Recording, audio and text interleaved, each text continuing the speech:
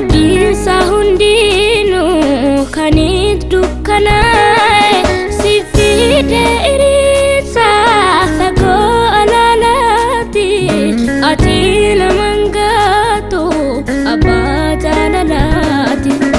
Ifaadha fuulli kee simaata hundumaa nama hin dhufitu argeera nuguma.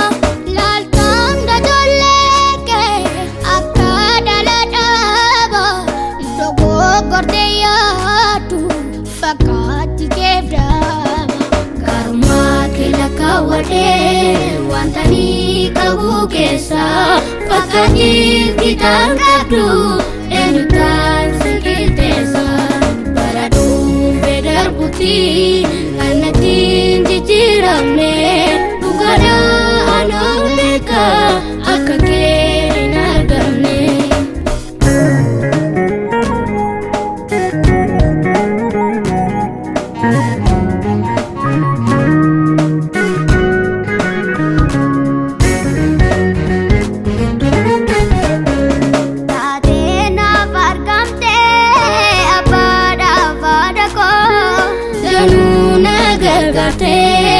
Gara yaada koo baasee buusee yaadee fakkaatti kennabee anaa nama badee harka kennaa qabee.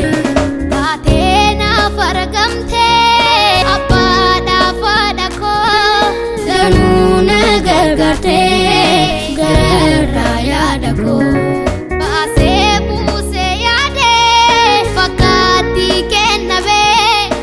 Anaa nama badee harka kennaa qabee.